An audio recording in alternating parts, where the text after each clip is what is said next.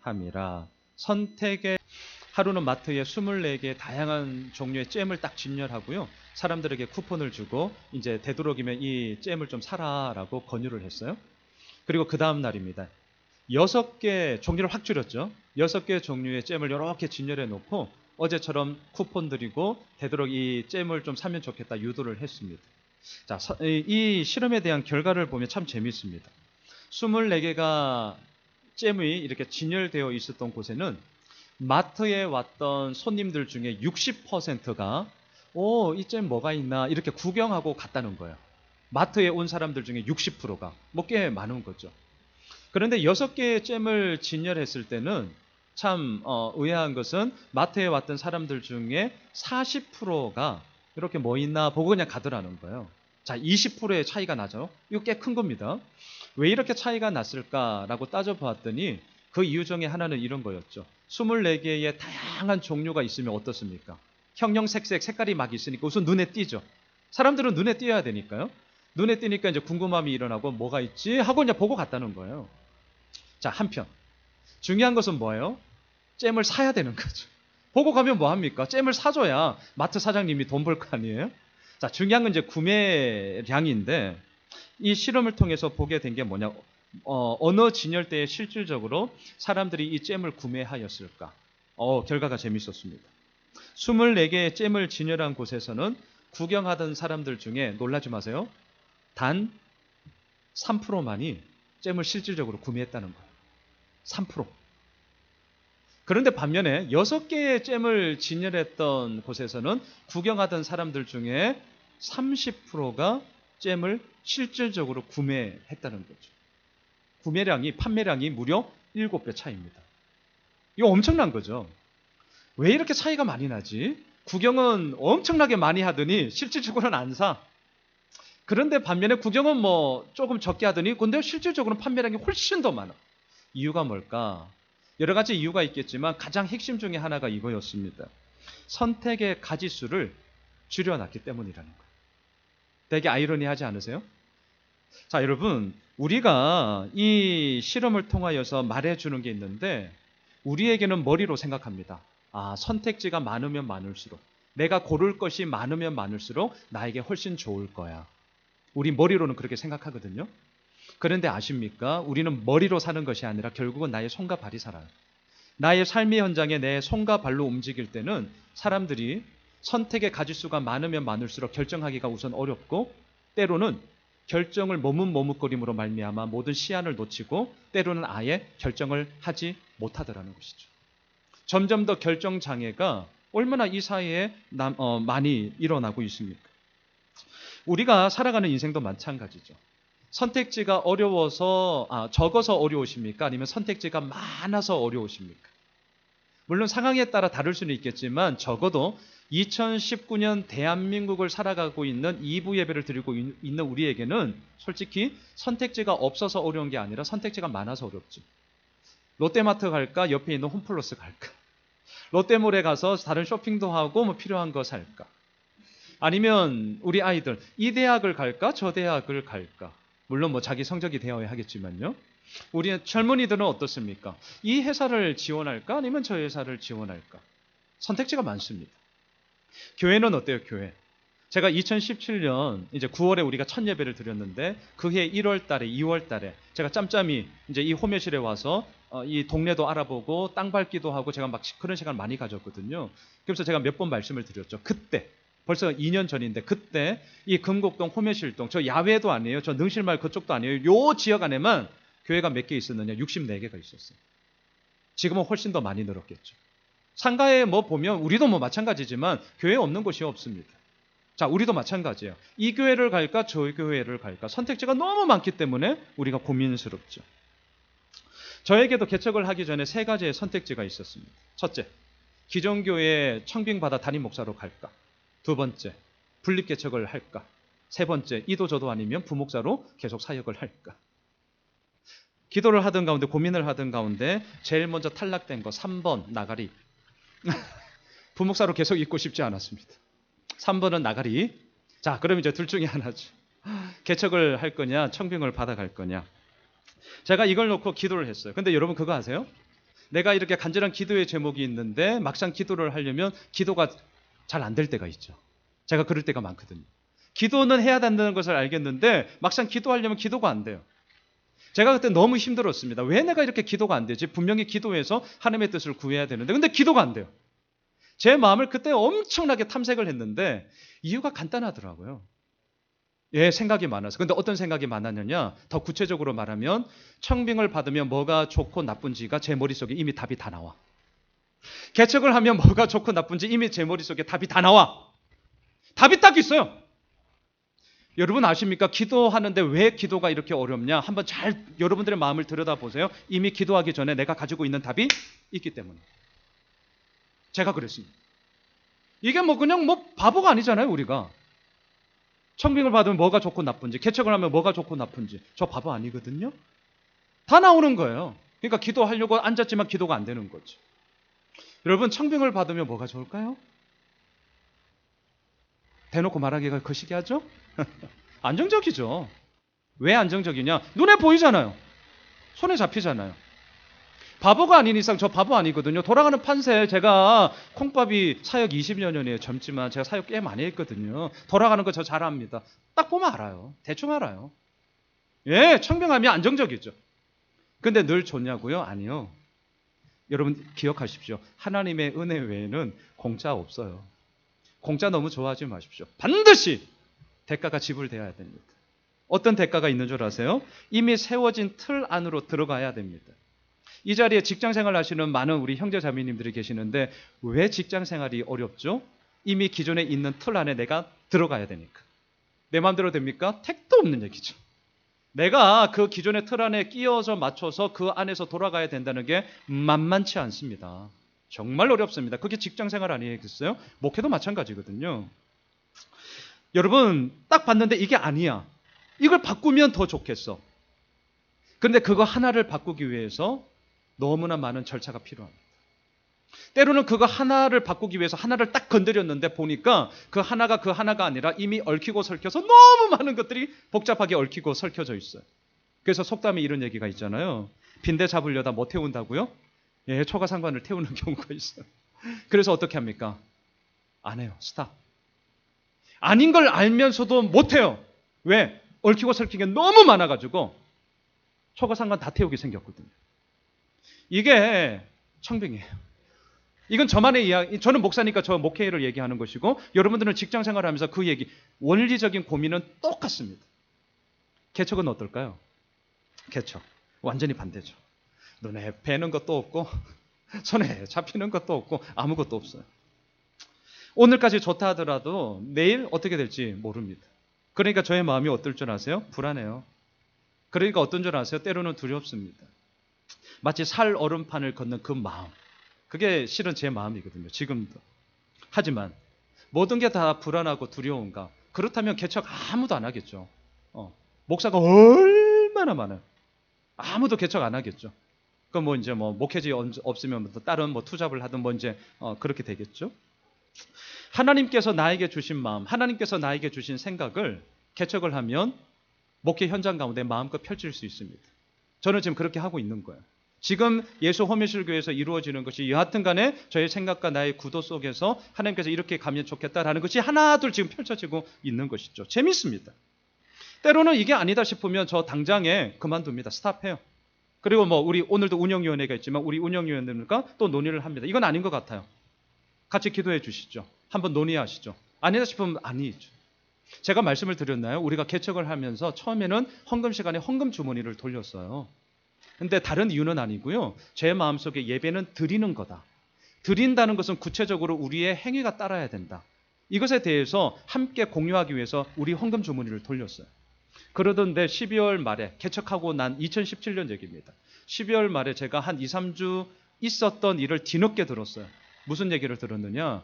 어떤 분인지는 저도 몰라요. 아마 저희 교회 등록한 분은 아니라고 생각을 합니다.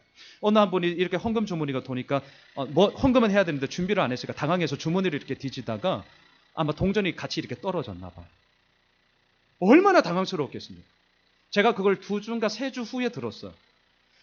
얼마나 제 마음속에 죄송하고 미안함이 들었는지 그래서 제가 그 주에 그때는 운영위원들과 논의도 안 했어요. 바로 헌금 주머니 안 돌립니다. 제가 그냥 결정해버리고 그냥 그 다음 주부터 헌금함 사서 그냥 로비에 놓은 거예요. 그래서 지금까지 온 거예요. 자, 하나님께서 저에게 주신 마음을 즉각적으로 순종할 수 있고 또한 때로는 그것에 대해서 마음껏 펼칠 수 있는 것이 개척의 장점이죠. 이거 뭐 누구나 다 아는 거죠. 어쨌든 이렇게 개척이냐 창비냐 장단점이 제 머릿속에 이미 답이 다 있으니까 기도를 하려고 해도 기도가 안 돼. 기도가 안 돼. 그러던 2015년 11월 23일. 자, 제가 어떻게 이렇게 날짜도 정확하게 아느냐. 그때 큐티를 했던 말씀이 지금 우리가 보고 있는 빌립보서였어요. 공교롭게도. 저희 책 서재에 그 큐티책이 꽂혀 있거든요. 지금도. 2015년 11월 23일. 그때 빌립보서 2장 22절 말씀을 묵상하는데 답을 얻었어요. 답을. 이런 구절입니다. 디모데의 연단을 너희가 아나니 자식이 아버지에게 함같이 나와 함께 복음을 위하여 수고하였느니라. 이 말씀을 묵상하면서 여러분들 우리 큐티책 여백에 쓰라고 공란이 있잖아요. 저는 늘 쓰거든요. 제가 그때 이렇게 썼어요. 정확하게. 그 아버지의 그 아들. 그런 아버지가 되고 싶다.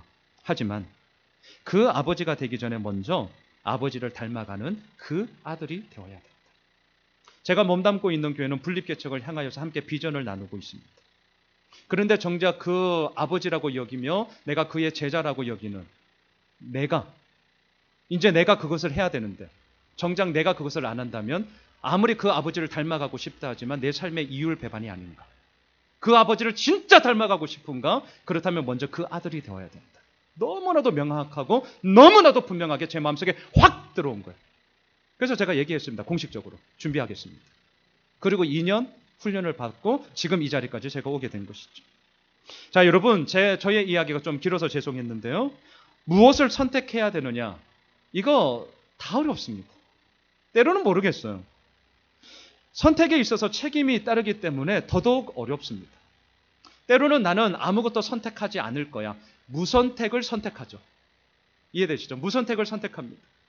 그런데 아무것도 선택하지 않을 거야. 그 말은 뒤집어서 얘기하면 그것에 대해서 나는 책임지지 않을 거야 라는 말과도 똑같습니다. 하지만 우리의 삶을 한번 돌아보십시오. 내가 아무리 선택을 하지 않겠다라고 얘기를 했다 할지라도 그 선택의 결과가 죄송하지만 지금 우리가 살고 있는 삶의 현장이에요. 이미 우리가 살고 있는 삶의 현장이 내가 선택을 못하겠어요. 나는 안 했어요. 라고 하지만 그 무선택을 선택함으로 말미암아 지금 이렇게까지 왔다는 거예요. 오늘 본문을 보면 사도 바울의 고민이 여실하게 늘어납니다. 자, 22절을 한번 보세요. 그러나 만일 육신으로 사는 이것이 내 일의 열매일진데 무엇을 택해야 하는지 나는 알지 못하노라. 저는 이 구절을 읽으면서 한글인데 이 한글이 왜 그렇게 어렵지? 이해가 금방 안 들어왔습니다. 조건절과 기결절이 22절에 너무 묘하게 섞여져 있습니다. 그래서 제가 이 조건절과 기결절을 나누어서 문장을 한번 풀어보겠습니다. 들어보십시오. 그러나 만일 내가 육신 가운데 산다면, 자, 조건절이죠. 이것은 나에게 열매를 많이 맺는 수고가 될 것입니다. 그러하기에 나는 무엇을 택해야 하는지 알지 못합니다. 이런 뜻입니다. 저는 이 구절을 묵상하면서 두 가지의 느낌이 확 들어왔습니다. 첫째 위로, 둘째 어색함이었습니다. 자, 첫째, 왜 위로감이 들었느냐? 간단해요. 나만 선택하는 게 어려운 게 아니구나. 나만 그런 게 아니구나. 하나님의 이 위대한 사역을 감당했던 사도 바울도 나는 지금 뭘 택해야 하는지 알지 못한다. 동질감이 딱 들더라고요. 동질감. 이게 되게 좋잖아요. 동질감. 나만 못하는 게 아니네. 요거. 그래서 첫 번째 이 구절을 읽으면서 위로를 얻었습니다. 하지만 두 번째, 제 마음속에 그럼에도 불구하고 어색함이 생겼어요. 자, 여러분 한번 질문해 볼까요? 사도 바울 하면 우리들의 머릿속에 딱 떠오르는 이미지가 뭐가 있습니까? 사도 바울 하면 아주 분명하죠. 확실합니다. 단호합니다. 그리고 하나님께서 내게 주신 명령이라면 그것에 대해서 끝까지 가죠. 자, 앞에 스크린을 한번 보실까요? 사도행전 20장 24절. 우리가 너무나 잘 알고 있는 고백이죠. 함께 읽습니다. 시작. 내가 달려갈 길과 주 예수께 받은 사명 곧 하나님의 은혜의 복음을 증언하는 일을 마치려 하면은 나의 생명조차 조금 더 귀한 것으로 여기지 아니하노라. 이게 사도 바울이잖아요. 우리가 사도 바울 하면 이런 이미지로 꽉 차 있어요. 그래서 오늘 본문의 22절을 묵상하는데 제가 너무 어색했습니다. 아니, 하나님의 은혜의 복음을 전하는 일에는 나의 생명도 조금 더 귀한 것으로 여기지 않습니다. 나는 끝까지 달려가겠습니다. 이렇게 당당하게 얘기하는 이 사도 바울이 어찌하여서 오늘 본문에서는 무엇을 택해야 하는지 나는 잘 모르겠어. 어색하지 않으세요? 저는 너무 어색했습니다. 여러분 한번 잘 보십시오. 오늘 본문을 통해 우리가 나누고자 하는 말씀의 포인트가 여기에 있습니다. 왜 사도 바울은 무엇을 택해야 하는지 모른다고 할까? 몰라서 모른다고 할까요? 알면서도 모른다고 얘기하는 걸까요? 자, 전자입니까? 후자입니까? 후자예요, 후자. 후자. 그 후자에 대한 것은 오늘 말씀을 이제 보면 제가 말씀을 드리겠습니다. 지금 몰라서 모른다고 얘기하는 것이 아니라 알면서도 모른다고 얘기합니다. 그럼 두 번째, 또 질문 던져야죠. 그렇다면 왜 사도 바울은 무엇을 택해야 하는지 알고 있으면서도 왜 오늘 본문 22절에서는 나는 무엇을 택해야 하는지 모르겠어, 나는 잘 알지 못해 라고 얘기하는 걸까? 겸손 떨려고? 나는 이 정도로 겸양을 가지고 있는 사람이에요 라고 보여주려고? 물론 그런 유치한 차원은 아니죠. 이유는 간단합니다. 알면서도 모른다고 얘기한 것은요, 그만큼 고민이 너무 컸기 때문이에요. 고민의 이 양이 너무 컸기 때문입니다. 왜냐하면 자신이 무엇을 선택하느냐에 따라서 결과가 너무 뻔했기 때문입니다. 너무 잘 보였어요. 마치 제가 개척이냐 청빙이냐 장단점을, 이건 누구나 다 아는 사실이죠. 이게 너무나 분명하니까 선택을 못하겠니까 기도가 안 되는 거예요. 오늘 사도 바울도 마찬가지입니다. 자신의 선택의 결과에 따라 결과가 어떻게 될지를 너무 잘 알고 있었습니다. 자, 보실래요? 23절 보십시오. 23절 같이 읽습니다. 시작. 내가 그 둘 사이에 끼었으니 차라리 세상을 떠나서 그리스도와 함께 있는 것이 훨씬 더 좋은 일이라 그렇게 하고 싶으나. 자, 지금 둘 사이에 끼어 있다고 합니다. 여기서 말하는 둘은 무죄 판결이냐 아니면 사형 선고냐, 둘 중에 뭐냐, 이걸 얘기합니다. 지난주 우리가 나누었던 말씀을 빗대어 말한다면 살든지 아니면 죽든지 이 둘 중에 하나라는 거예요. 지금 사도 바울은 이 둘 가운데 끼어져 있습니다. 왜? 로마 감옥에 갇혀 있으니까. 무죄 판결이냐 사형 선고냐, 이 둘 중에 하나예요. 물론 이 둘 중에 하나를 사도 바울이 취사 선택할 수는 없습니다. 자신은 지금 범죄자로서 수감되어 있는 죄수고 그의 법정 형량을 결정하는 것은 재판부에 이르기 때문에 물론 나 무죄 주세요, 나 사형 주세요 이러지는 못하죠. 하지만 그럼에도 불구하고 지금 사도 바울이 말하는 무죄냐 사형이냐 살든지 죽든지 이것에 대한 각각의 결정에 따라 그 일에 대한 결과가 어떻게 나올지를 사도 바울은 너무 잘 알고 있었다라는 것입니다. 그래서 먼저 23절에서 이렇게 얘기합니다. 차라리 나는 죽고 싶습니다. 차라리 세상을 떠나서 나는 그리스도와 함께 있는 것이 훨씬 더 좋습니다. 또 23절 마지막 보세요. 나는 정말 그렇게 하고 싶습니다. 이게 사도 바울의 본 마음이에요. 이거 뻥 아닙니다. 이게 사도 바울의 본 마음이에요. 자, 여기서 먼저 우리가 좀 짚고 넘어가야 할 것은 나는 차라리 죽는 게 훨씬 낫습니다. 이 말을 우리가 오해는 하지 마십시오. 세상에서 우리가 힘들고 어려울 때 여전히 많은 사람들이 이렇게 얘기합니다. 사는 것보다 죽는 게 더 나아. 왜? 너무 힘드니까. 지금 사도 바울이 로마 감옥에 너무 힘드니까 마치 우리가 그렇게 얘기하는 것처럼 사는 것보다 죽는 게 나아. 단지 이렇게 얘기하는 것일까? 물론 그런 건 아니죠. 그렇다면 사도 바울에게 있어서 나는 차라리 죽는 게 더 나아라고 얘기하는 이유가 뭘까? 자, 23절을 다시 한번 잘 보세요. 죽음의 정의가 사도 바울에게 분명했기 때문입니다. 자, 23절 보시면 죽음이란 무엇일까요? 한번 이 구절을 인용해 보세요. 죽음이란 무엇일까요? 예, 세상을 떠나서 그리스도와 함께 있는 것. 중요합니다, 이거. 죽음의 정의에 대해서 세상은 뭐라고 얘기하죠? 세상을 떠나서 여기까지는 다 얘기하죠.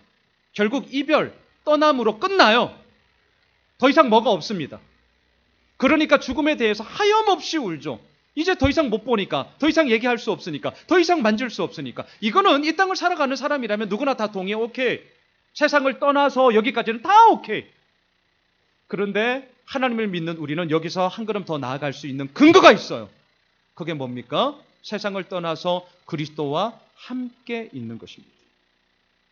그리스도와 함께 있는 것. 여러분 잊지 마십시오. 이게 우리가 예수 믿는 자로서 죽음의 분명한 정의입니다. 세상을 떠나서 그리스도와 영원한 천국 가운데 함께 있는 것. 사도 바울은 너무나 분명했죠. 그래서 이것에 대해서 나는 그렇게 하고 싶다라고 개인적인 그런 본래의 마음을, 본심을 나타내고 있습니다. 저는 목사로서 장례를 참 많이 집례를 했습니다. 제가 장례 때 많은 말씀을 하죠. 목사가 가서 뭐 하겠습니까? 말씀 전하죠. 우리가 집례를 하면 이제 입간, 발인, 하간, 이 공식적인 예배에도 또 저녁에 위로 예배도 설교할 기회가 많죠. 때로는 이제 우리 성도님들 마찬가지겠지만 직계 가족이 또 이제 장례가 났을 때 저에게 말씀해 주시면 또 찾아서 위로 예배를 드리고 또 올 때도 있죠. 제가 장례 예배를 드릴 때 반드시 말씀을 전하는 본문 가운데 하나가 있습니다. 되도록이면 그날 큐티 말씀을 가지고 제가 장례 때도 말씀 전하거든요. 그런데 이제 여러 예배가 있을 경우에는 꼭 하는 본문 가운데 하나가 이거예요. 여러분들도 아시는 말씀. 요한계시록 14장 13절. 주 안에서 죽는 자들은 복이 있도다. 자, 제가 왜 이 말씀을 전하는 줄 아세요? 유족들 가운데는 예수 믿지 않는 분들도 얼마든지 있을 수 있죠. 거의 다 있어요. 거의 다. 저희 집안도 믿지 않는 분들이 여전히 있거든요. 저희 처갓집 식구도 믿지 않는 분들이 여전히 있거든요. 거의 모든 집안에 다 믿는 집안은 그렇게 많지 않습니다. 생각보다. 다 있어요. 자, 그럴 때 제가 목사로서 가서 뭐 하겠습니까? 단지 그냥 위로하러 간 거 맞죠. 하지만 그 차원에서 끝내면 안 돼요. 제가 언제 그분들을 다시 만나겠어요? 그리고 제가 언제 그분들에게 복음을 전할 수 있겠습니까? 제가 속으로 무슨 마음 가지는 줄 아세요? 이때라 때는 이때다. 제가 속으로 항상 그 마음 가지고 갑니다. 그리고 뭘 전하느냐? 오늘 이 앞서 말씀드렸던 얘기를 하는 것이죠. 주 안에서 죽는 자들은 복이 있도다. 제가 목청이 커요. 제가 그래서 입으로 세게 펑펑 울고 있고 유족들 싫은 분도 있을 거 아니에요. 목사 왔나 자기는 안 믿는데. 근데 예의상 꽂아놓은 보리자루처럼 이렇게 앉아가지고 있는 분들 많거든요. 내가 들으라고 엄청나게 세게 하면서 강력하게 얘기합니다. 주 안에서 죽는 자들은 복이 있습니다. 이렇게 얘기를 하죠. 자, 생각해 보세요. 사람이 죽었어요. 그래서 다들 눈물 흘리면서 엉엉 슬퍼합니다. 근데 그따 대놓고 복이 있습니다. 라고 얘기하는 거예요. 미친놈이죠. 지금 정상적인 생각을 한번 해보세요. 우리는 예수를 믿기 때문에 너무 당연하게 느낀단 말이에요. 근데 그렇지 않아요. 믿지 않는 분들한테는. 어떻게 죽는 자들이 복입니까? 슬픔이고 아픔이고 눈물이죠. 이건 누구나 다 인지하는 거잖아요. 근데 걷다 대놓고 목사라고 온 양반이 주 안에서 죽는 자들은 복이 있습니다! 이렇게 제가 얘기한다는 거예요. 근거가 중요하겠죠. 제가 왜 이렇게 세게 얘기하느냐? 예수 믿지 않는 분들이 한번 생각해 보라는 거예요. 도대체 하나님을 믿는 것들은 뭐 때문에 주 안에서 죽는 자들은 복이 있다. 죽음이 어떻게 복이 되냐? 말도 안 되는 소리하고 자빠지고 있네. 라고 항변해 보라는 거예요. 무관심이 무섭거든요. 무관심이. 그 마음이 부대껴 보라는 거예요. 그냥 마음을 헤집으려고. 그래서 얘기해요. 왜 복이 있다고 할까요? 오늘 말씀 23절이에요. 세상을 떠나서 예수를 믿는 자에게 죽음은 그리스도와 함께 있는 것이기 때문입니다. 자, 제가 설교를 꽤 그래도 잘 한 거죠? 네. 인정을 안 하시네요. 제가 그렇게 설교를 합니다. 자, 여러분. 사도 바울 역시 이 죽음에 대한 정의가 너무 분명했습니다. 흔들림이 없습니다. 자, 그렇다면 생각해 보세요. 만일에 사도 바울이 무엇을 택해야 하는지 나는 알지 못하겠다라는 이 고민 속에 23절을 답으로 딱 결정했다면 이제 더 이상 고민할 필요가 없습니다. 또한 23절이 진짜 자기 속내가 맞아요. 나는 정말 그렇게 하고 싶다. 그렇게 얘기하잖아요. 진짜 자기 말이 맞아요. 그런데 이 고민을 23절에서 끝내지 않습니다. 24절을 보십시오. 24절 같이 읽을까요? 시작. 내가 육신으로 있는 것이 너희를 위하여 더 유익하리라. 24절을 색안경을 끼고 좀 시니컬하게 냉소적으로 한번 해석하면 이렇게 할 수 있어요. 보세요. 에이, 본심은 더 살고 싶으면서. 더 살고 싶으면서 괜히 내가 육신으로 있는 것이 지금보다 좀 더 사는 것이 너희를 위해 더 유익한 거야 라고 명분 삼으면서 자기 살고 싶은 마음을 저렇게 감출 수 있네. 이렇게 색안경을 끼고 좀 시니컬하게 보면 그렇게 해석할 수 있어요. 물론 그런 건 아니죠. 자, 그러면 질문. 왜 사도 바울은 내가 사는 것이 더 유익하다라고 얘기하는 것일까? 두 가지의 큰 이유가 있습니다. 첫째, 25절을 보세요. 25절 읽으시면서 이유가 뭔지를 한번 잘 보십시오. 같이 읽습니다. 내가 살 것과 너희 믿음의 진보와 기쁨을 위하여 너희 무리와 함께 거할 이것을 확실히 아노니. 왜 자기가 사는 것이 유익하다고 합니까? 빌립보 교회 성도들 너희 믿음이 진보되고 또 그 믿음이 성장함에 따라 기쁨을 너희들 공동체 가운데 함께 나눌 수 있기 때문에 아직은 내가 죽는 것보다 사는 것이 너희들에게 유익이다. 자, 두 번째 26절로 가볼까요? 왜 자기가 사는 것이 유익하다고 할까? 26절 보세요. 같이 읽습니다. 내가 다시 너희와 같이 있으므로 그리스도 예수 안에서 너희 자랑이 나로 말미암아 풍성하게 하려 함이라. 빌립보 성도들의 자랑이 더 풍성해지기 때문이다 라고 얘기합니다. 자, 그럼 여기서 말하는 빌립보 성도들의 자랑은 무엇이냐? 사도 바울을 위한 중보 기도와 그에 따른 응답을 뜻합니다. 앞에 스크린을 한번 보시죠. 빌립보서 1장 19절인데요. 우리 같이 한번 읽으실까요? 시작. 이것이 너희의 간구와 예수 그리스도의 성령의 도우심으로 나를 구원에 이르게 할 줄 아는고로. 예, 너희의 간구. 이 빌립보 성도들은요, 로마 감옥에 갇혀 있는 사도 바울을 위해서 엄청나게 중보 기도했습니다. 한번 보세요. 내가 끊임없이 기도한 그 기도 제목이 응답을 받았다. 너무 좋죠. 예, 너무 좋죠. 너무 힘이 되죠. 내가 그렇게 간절히 원했고 내가 그렇게 끊임없이 기도했던 제목이 내 삶 가운데 이루어졌다. 이것만큼 기쁘고 감사하고 힘이 되는 것은 없습니다. 지금 그 얘기를 하는 거예요.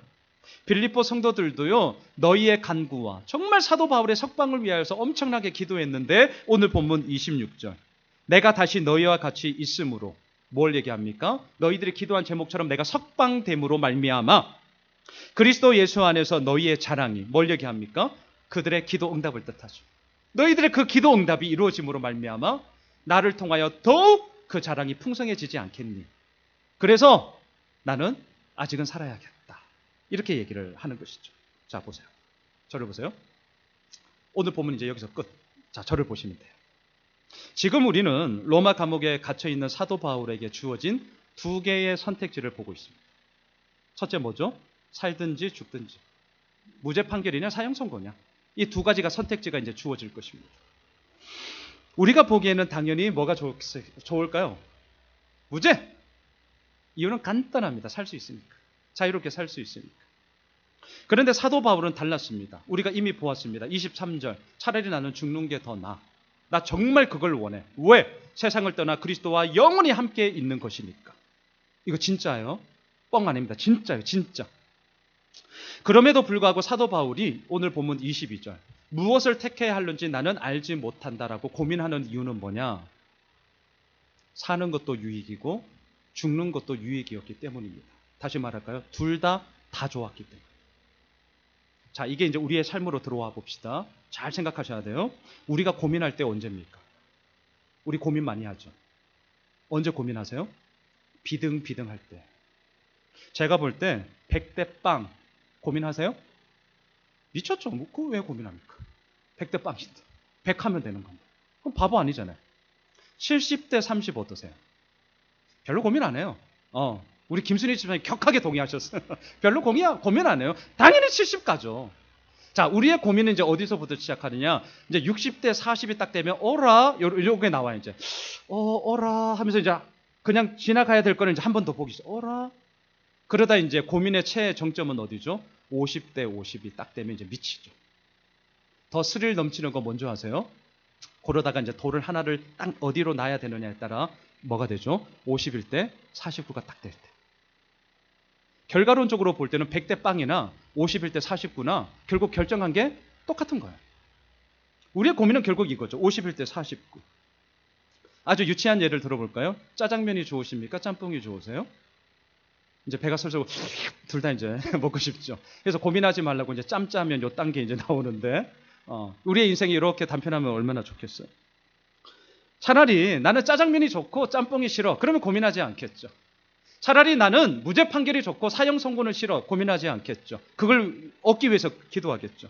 아니면 때로는 둘 다 싫어. 둘 다 나빠. 그래도 고민할 필요가 없죠. 왜? 갈아엎으면 되니까. 자, 지금 오늘 이 말씀이 그냥 사도 바울의 이야기가 아니라 지금 우리들의 이야기로 들어오셔야 돼요. 우리는 언제 고민하냐고요? 둘 다 좋을 때. 둘 다 좋을 때 고민해요. 둘 다 좋을 때. 지금 사도 바울처럼. 죽어도 좋고 살아도 좋아요. 자, 이게 오늘 제 설교의 이제 포인트예요. 포인트. 제 질문할게요. 죽는 것도 유익이고 사는 것도 좋아. 둘 다 좋아. 그러면 여러분들은 뭘 선택하시겠어요? 빨리 답하세요. 빨리. 뭘 선택하시겠어요? 어떤 분들은 이렇게 말할 거예요. 목사님, 그래도 이왕이면 죽는 것보다는 사는 게 낫죠.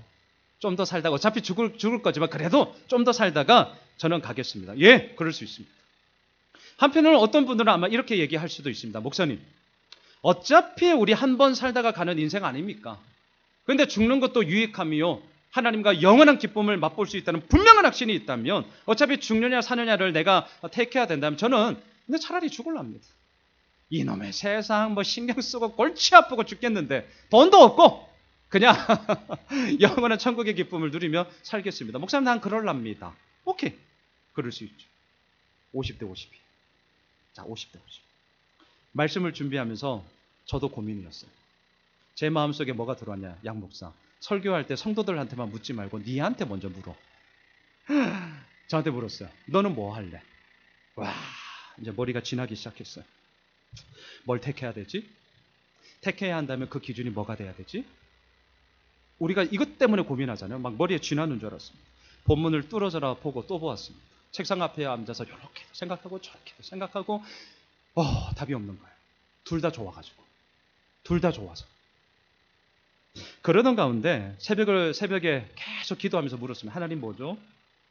이번 주는 이제 설교 이 본문인데 성도들한테만 막 설교하는 게 아니라 정작 나 자신에게 들이대어서 오늘 주보 칼럼에도 제가 썼잖아요. 너는 누구이기에. 제가 이것 때문에 오늘 설교 준비하기가 진짜 어려웠거든요. 너는 누구이기에. 저는 어떻죠? 저는 뭘 해야 되는 거죠? 과연 나의 답은 뭐죠? 아니, 이게 있어야 확신을 가지고 설교하는 거 아닙니까? 저는 설교는 확신이라고 생각합니다. 저는 교수 아니에요. 전 신학교 교수 아니에요. 저는 목회자예요. 삶의 현장 여러분들과 함께 자녀 키우는데 막 골치 아프고 말도 안 듣고 이 새끼들이 때로는 돈이 없어가지고 돈 좀 줘요. 저도 이런 고민하거든요. 똑같이 살아가는 하나님의 사람으로서 고민하는 것에 있어서 하나님께서 제게 주신 마음을 흘려보내는 게 저는 설교라고 생각합니다. 저는 확신 가운데 설교하는 거예요. 하나님, 저는 뭐 해야 되죠? 정말 골치가 아팠어요. 그냥 이 본문 넘어갈까? 그럼 뽀록 나잖아요. 물을 거 아니에요. 왜 그 본문 설교 안 했냐고.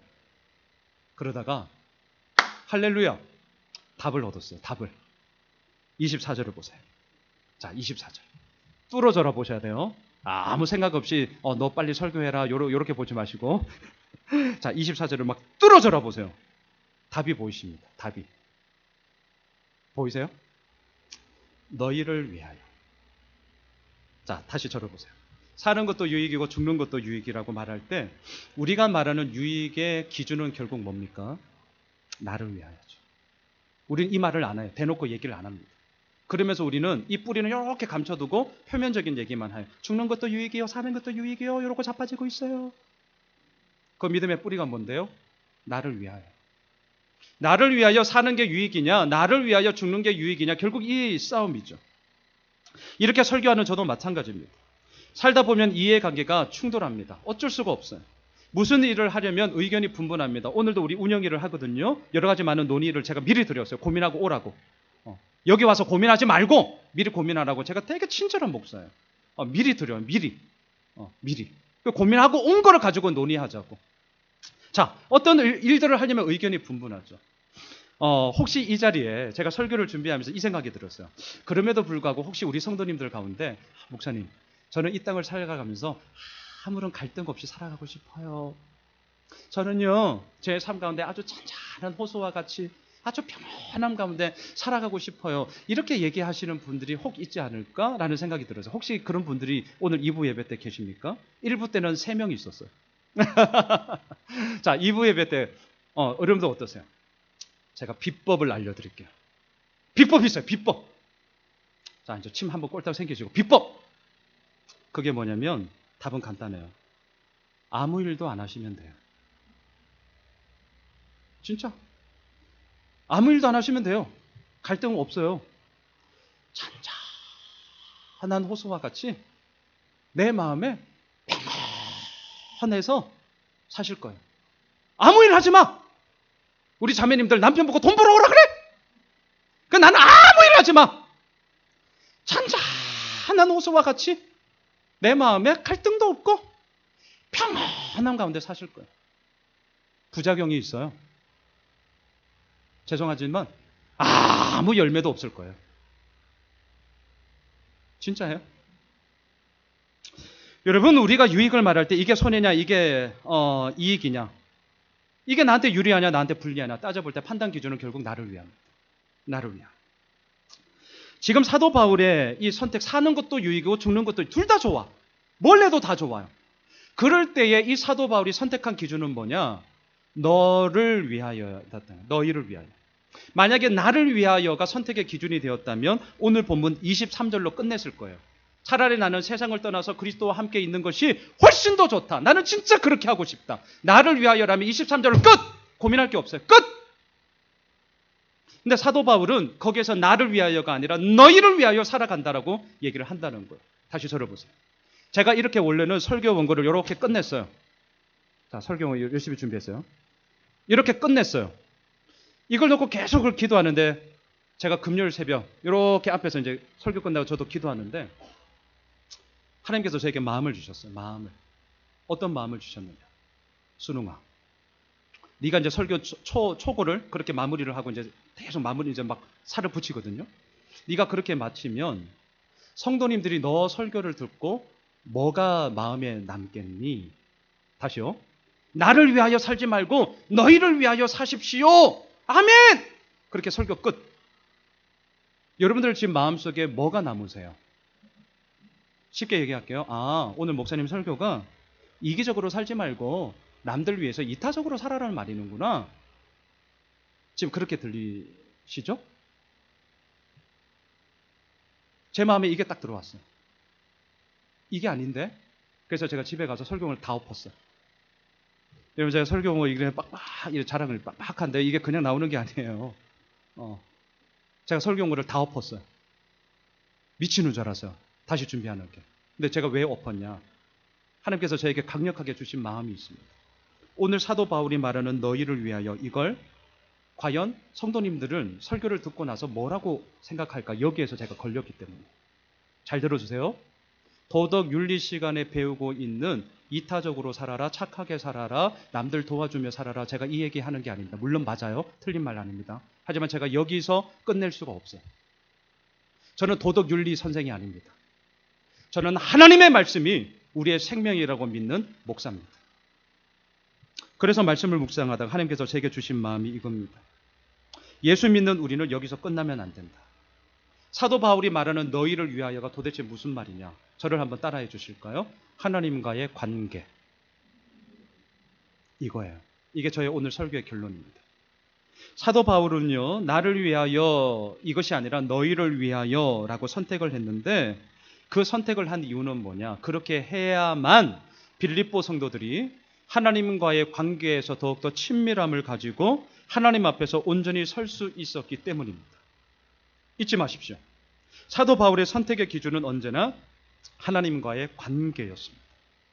오늘 본문에 나오는 너희를 위하여 이 말을 무조건 묻지도 않고 따지지도 않고 이타적으로 살아야 돼. 상대방에 대해서 어이구 어쭈 그냥 무조건 상대방을 세워줘야 돼. 이거 절대 아니에요. 잘 들어주세요. 이거 절대 아니에요. 만일에 하나님과 빌립보 성도들과의 관계에서 사도 바울의 존재 자체가 걸림돌이 되었다면 사도 바울은 결정했을 겁니다. 나는 죽겠다. 내가 사는 것이 빌립보 성도들이 하나님과의 관계 속에서 방해물이 된다면 나는 죽겠다. 이렇게 선택했을 거예요. 지금 선택의 기준을 잘 보세요. 너희를 위하여라는 이 표면적인 말이 뿌리에는 뭐냐? 하나님과의 관계입니다. 그러면서 새벽 기도에 저에게 두 가지 구절을 딱 주셨어요. 앞에 스크린을 보세요. 먼저 마태복음 21장 12절 13절을 읽겠습니다. 같이 읽습니다. 시작. 예수께서 성전에 들어가사 성전 안에서 매매하는 모든 사람들을 내쫓으시며 돈 바꾸는 사람들의 상과 비둘기 파는 사람들의 의자를 둘러 엎으시고 그들에게 이르시되 기록된 바 내 집은 기도하는 집이다. 일컬음을 받으리라 하였거늘 너희는 강도의 소굴을 만드는도다 하시니라. 왜 예수님이 성전에서 장사하는 장사꾼들을 다 내쫓으십니까? 오늘 본문에 너희를 위하여가 단지 이타적이라면 쫓으면 안 되죠. 어이구 장사를 한다. 지금 잘 들으셔야 돼요. 왜 예수님이 성전에서 장사하는 장사치들을 다 쫓아내셨습니까? 성전은 본래의 목적이 무엇입니까? 기도하는 집입니다. 기도가 무엇입니까? 하나님과의 친밀한 관계의 소통이죠. 하나님은 우리에게 말씀하시고 나는 기도를 통하여 하나님 앞에 나아가는 관계의 이야기예요. 그 관계의 이야기가 이 장사꾼들로 인하여서 자신의 유익을 구하는 강도의 소굴이 됐습니다. 어떻게 너희를 위하여가 이거 장사하고 계셨어요? 팔아줄 수 있습니까? 어쭈어쭈 할 수 있습니까? 내쫓아야 되는 거예요. 지금 이해가 되십니까? 이게 지금 너희 오늘 본문의 사도 바울이 얘기하는 너희를 위하여, 다시 말하면 어떻게 하는 것이 하나님과의 관계 속에서 온전함을 내세울 수 있는 것입니까? 또 한번 스크린을 보십시오. 사무엘상 24장 5절로 7절 말씀이 생각이 났어요. 같이 읽습니다. 시작. 그리한 후에 사울의 옷자락 뱀으로 말미암아 다윗의 마음이 찔려 자기 사람들에게 이르되 내가 손을 들어 여호와의 기름 부음을 받은 내 주를 치는 것은 여호와께서 금하시는 것이니 그는 여호와의 기름 부음을 받은 자가 됨이니라 하고, 다윗이 이 말로 자기 사람들을 금하여 사울을 해하지 못하게 하니라. 사울이 일어나 굴에서 나가 자기 길을 가니라. 다윗은 자신을 죽이려고 하는 사울 왕을 얼마든지 죽일 수 있었습니다. 하지만 부하들에게 죽이지 말라고 합니다. 왜? 우리가 방금 읽었던 것처럼 사울 왕은 하나님의 기름 부음을 받은 자였기 때문에. 우리가 잘 알고 있는 구절이죠. 그런데 이 구절의 본래 뜻이 무엇인 줄 아세요? 보세요. 이 말은 사울 왕이 두려웠기 때문에 죽이지 못한 것이 아니라 하나님이 두려웠기 때문에 사울 왕을 죽이지 않은 거예요. 엄청난 차이입니다. 사울 왕을 죽이는 것이 두려웠기 때문이 아니라 하나님이 두려웠기 때문에 사울 왕을 죽이지 않은 겁니다. 정치적인 판세 돌아가는 거, 군사적인 판세 돌아가는 거, 내가 사울 왕을 지금 죽임으로 말미암아 정치권이 흔들릴 거야, 군사 이 정부가 흔들릴 거야, 그러면 내 입지가 어떻게 될까? 이게 다윗의 선택 기준이 아니에요. 다윗의 선택 기준은 딱 하나입니다. 하나님과의 관계. 하나님과의 온전한 관계 속에서 내가 어떻게 하는 것이 하나님의 더욱더 친밀함을 가질 수 있을까? 하나님이 두려웠기 때문에 나는 이 사울 왕에 대해서 죽이지 않겠다라는 믿음의 고백을 하고 있는 것이죠. 저 역시 마찬가지입니다. 제가 목사로서 고민하는 게 있습니다. 예수 호메실 교회를 통하여서 저 부족하고 아직 연약합니다. 이제 담임 목사 2년 차예요. 저도 아직 서투르나요. 그럼에도 불구하고 양춘원 목사의 설교를 통해 과연 오늘 2부 예배를 드리고 있는 우리 성도님들이 하나님과의 관계에서 더욱더 친밀함을 가지고 있나? 진짜 한 분 한 분 저 사실 묻고 싶어요. 정말 친밀함을 가지고 계십니까? 분명한 것은 양순원 목사를 위해 예수 호메실 교회가 있는 것이 아니라 예수 호메실 교회를 위해 제가 있는 것이고 이 자리에 함께 예배드리는 우리 모든 성도님들이 있는 것이죠. 그렇기 때문에 저는 지금도 묻고 있고 앞으로도 물을 것입니다. 이 공동체를 하나님과의 온전한 관계 속에서 담임 목사로서 내가 인도하고 있나? 반대로 하나님과의 관계에서 이 공동체가 더 성장할 수 있고 더 성숙을 이룰 수 있음에도 불구하고 오히려 내가 걸림돌이 되어서 내 자리만 차지하고 있지는 않나? 저는 앞으로도 계속 물을 것입니다. 여러분, 선택의 기로에 서 계십니까? 그렇다면 나에게 유익이냐 손해냐, 내가 유리하냐 불리하냐, 자동적으로 돌아가요. 우리는 지극히 자기중심적인 이기성을 갖고 있기 때문에 이게 우리의 제 본성이에요. 어쩔 수가 없어요. 지극히 자기중심적으로 돌아갑니다. 나를 위하여요. 하지만 오늘 이 본문을 통하여 잊지 말아 주십시오. 하나님과의 관계를 반드시 생각해 주십시오. 하나님과의 관계. 과연 어떻게 하는 것이 하나님과의 관계에서 더욱 친밀함을 이룰 수 있는 것일까? 이 질문에 대한 답을 오늘 사도 바울은 얘기하는 것입니다. 너희를 위하여. 말씀을 정리하겠습니다. 예수님은 오늘도 우리에게 말씀하십니다. 죽어라. 그리하면 살 것이다. 단지 살기 위해 죽는 게 아닙니다. 내가 영원토록 한 점 부끄러움 없이 하나님 앞에서 살고자 오늘도 죽음의 그 길을 우리는 선택하여 가는 것입니다. 세상은 오늘도 선택의 결정 기준에 대해서 이렇게 얘기할 겁니다. 너 행복하니 불행하니 행복한 길 가야 돼. 너 원하는 거 이루니 못 이루니 이루는 거 가야지. 너 잘하니 못하니 너 잘하는 거 해야 돼. 하지만 예수 믿는 우리는 이렇게 선포하셔야 됩니다. 내가 하나님 앞에서 죽고자 하냐? 나를 위하여가 아니라 너희를 위하여, 예수를 위하여 하나님과의 관계에서 더욱더 친밀함을 이루는 것이 맞나? 오늘 운영위원회를 통해서도 제가 몇 가지 논의해야 되고 선택에 했던 고민들을 이미 사실은 다 나누었습니다. 이제 결정을 해야 됩니다. 제 마음이 어떻게 편하겠어요? 불편한 것도 있거든요. 그럼에도 결정을 저는 내렸고 더 논의를 하려고 합니다. 계속 고민했던 것은 뭐냐? 하나님과의 관계였어요. 이 공동체가 정말 하나님과의 관계 속에서 온전히 이루어 나가고 있나? 우리 목장이, 우리 부서들이 그렇게 얘기하는 나를 포함하여 정말 하나님과의 관계에서 더욱더 친밀함을 이루고 있나? 방해물이 되지는 않나? 그거였습니다. 여러분, 예수 믿는 우리는 정말 선포하셔야 됩니다. 내가 하나님 앞에서 죽고자 하는 것. 단언하건대 쉽지 않을 것입니다. 어렵습니다. 그래서 세상에 많은 사람들은 믿어도 별 수 없네 하고 결국은 떠납니다. 하지만 그럼에도 불구하고 그 길을 가셔야 됩니다. 왜냐하면 그 길만이 우리의 왕이요 우리의 구원자이신 예수 그리스도가 걸어가셨던 길이기 때문입니다. 해보지도 않고 무너지지 마십시오. 지레 짐작으로 나는 안 돼요 목사님. 나 같은 게 뭐예요? 아니요. 포기하지 마십시오. 하나님은 100% 오르십니다. 그 100% 오르신 하나님께서 이미 우리와 함께 하시는 줄 믿습니다. 그 100% 오르신 하나님께서 반드시 우리를 그에 상응하는 길로 또한 그 승리의 노래를 우리로 하여금 부르게 하실 것입니다. 내가 잘나서가 아닙니다. 내가 뭔가가 있어서가 아닙니다.